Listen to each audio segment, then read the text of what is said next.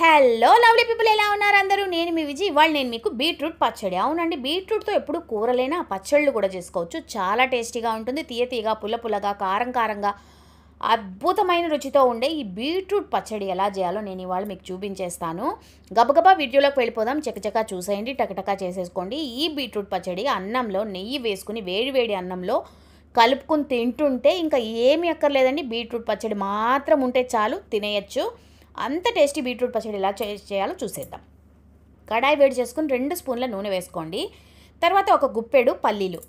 పల్లీలు ఏంటంటే మనకి ఈ బీట్రూట్ పచ్చడికి ఎక్స్ట్రా టేస్ట్ ఇస్తాయండి. గుప్పెడు పల్లీలు వేస్తే సరిపోతుంది. పల్లీలు వేసుకున్న తర్వాత ఈ పల్లీలు బాగా వేగాలి. మనం మధ్య మధ్యలో అలా కలుపుతూ పల్లీలు బాగా వేయించుకోండి. దీంట్లో మనం ఒక 2 నుంచి 3 ఎండుమిరపకాయలు కూడా వేసేసుకుంటాం అన్నమాట. పల్లీలు బాగా వేగాక ఎండుమిరపకాయలు వేసుకోండి, లేకపోతే ఎండుమిరపకాయలు మాడిపోతాయి. ఇప్పుడు ఈ పల్లీలు మనం వేపేసుకుందాము. మనం అన్ని వైపులా బాగా కరెక్ట్గా వేగిపోతేనే బాగుంటాయి, లేకపోతే మాడిపోతే చేదు వచ్చేస్తుంది పచ్చడి. ఇలా మధ్య మధ్యలో కలుపుతూ పల్లీలు చక్కగా వేయించేసుకోండి. ఇప్పుడు దీంట్లో నేను ఒక 3 ఎండుమిరపకాయలు కూడా వేసేస్తున్నాను.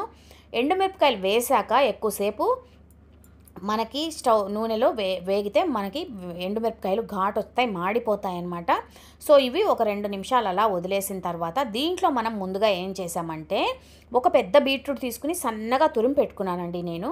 బీట్రూట్ కొంచెం వాడిపోయినా పర్వాలేదు, మనం ఎలాగో దీన్ని వేయించి మళ్ళీ చట్నీ చేసుకుంటాం కాబట్టి కొంచెం వాడిపోయిన బీట్రూట్ అయినా కూడా మీరు అప్పుడు ఇలాంటి పచ్చళ్ళు చేసుకోండి, చాలా టేస్టీగా ఉంటాయి. ఇప్పుడు మనం బీట్రూట్ దీంట్లో వేసేద్దాం. బాగా ఒక పెద్ద బీట్రూట్ తురుము వేసేసాను నేను దీంట్లో. వేసేసిన తర్వాత ఇవి చక్కగా వేగిపోతుంది బీట్రూట్. ఒక 5 నిమిషాలు అయితే వదిలేయండి. యాక్చువల్గా బీట్రూట్ అయితే మనం పచ్చిది కూడా తినేయచ్చు కాబట్టి ఏం ప్రాబ్లం లేదు. కానీ ఒక 5 నిమిషాలు అయితే చక్కగా మగ్గిపోతుంది. మనం వేసిన నూనెలో చక్కగా మగ్గే వరకు దీన్ని అలా మధ్య మధ్యలో కలుపుతూ ఒక 5 నిమిషాలు అయితే మగ్గనివ్వండి. మూత పెట్టుకుంటే 2 నిమిషాల్లో మగ్గిపోతుంది, లేదంటే ఒక 5 నిమిషాలు అలా వేయించేసుకోండి. ఈ బీట్రూట్ బాగా వేగిపోయింది. ఇప్పుడు మనకి ఆల్మోస్ట్ బాగా వేగిపోయింది.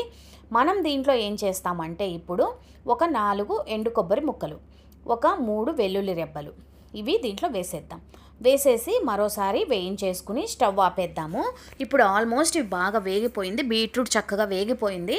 మనం వెల్లుల్లి రెబ్బలు, ఎండు కొబ్బరి ముక్కలు కూడా వేసేసాం కదా. పచ్చి కొబ్బరి అయినా వేసుకోవచ్చు. మన దగ్గర పచ్చి కొబ్బరి లేకపోతే ఎండు కొబ్బరి అయినా వేసుకోవచ్చు. ఒక చిన్న ఉసిరికాయ సైజ్ అంతా చింతపండు వేసేసుకోండి. చింతపండు ఏంటంటే నానబెట్టక్కర్లేదు, ఎలాగో మనం మిక్సీలో వేస్తాం కదా. ఇప్పుడు మనం ఈ వేడిలో దీంట్లో వేసేస్తే అది చక్కగా మెత్తబడిపోతుంది. ఇప్పుడు రుచికి కావాల్సినంత ఉప్పు కూడా దీంట్లోనే వేసేసుకోండి. ఉప్పు వేసేసిన తర్వాత దీన్ని బాగా చక్కగా కలిపేసుకుని బాగా చల్లారాలండి. ఈ బీట్రూట్ పచ్చడి మీరు వేడిగా ఉన్నప్పుడు మిక్సీలో వేయకండి. ఇప్పుడు బాగా ఒక గుప్పెడు కరివేపాకు ఎంత కావాలన్నా వేసుకోవచ్చండి. మనకి కరివేపాకు చాలా ఆరోగ్యానికి మంచిది కాబట్టి ఇలా పచ్చళ్ళు చేసినప్పుడు ఒక గుప్పెడు కరివేపాకు వేసేస్తే మనం అలాగ డైరెక్ట్గా తినేస్తాం. లేదంటే మనం సాంబార్లో, చారులో వేసినప్పుడు తీసి పక్కన పెట్టేస్తూ ఉంటారు కదా పిల్లలు. ఇలాంటి చట్నీలు చేసినప్పుడు ఏంటంటే మీరు కరివేపాకు దండిగా వేసుకున్నారనుకోండి, ఇది మనం మిక్సీకి వేసేస్తాం కాబట్టి వాళ్ళు ఏం తింటున్నారు కూడా వాళ్ళకి తెలియదు, చక్కగా ఎంజాయ్ చేస్తూ తినేస్తారు.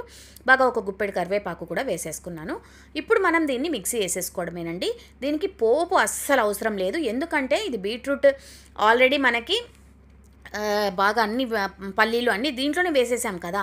మళ్ళీ పోపు వేయాల్సిన అవసరం అయితే ఏం లేదు.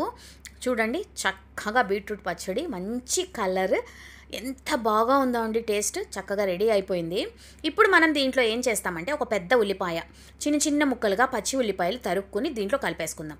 ఈ బీట్రూట్ పచ్చడిలో మెయిన్ టేస్ట్ అంటే ఈ పచ్చి ఉల్లిపాయలేనండి. ఇలా పచ్చి ఉల్లిపాయలు బాగా అలా కలిపేయండి, అంతే. యమ్మీ బీట్రూట్ పచ్చడి రెడీ అయిపోయింది. పచ్చి ఉల్లిపాయలు అలాగా తగులుతూ ఉంటాయి. బీట్రూట్ పచ్చడి తీయగా, పుల్లగా, కారంగా చాలా టేస్టీగా ఉంటుంది.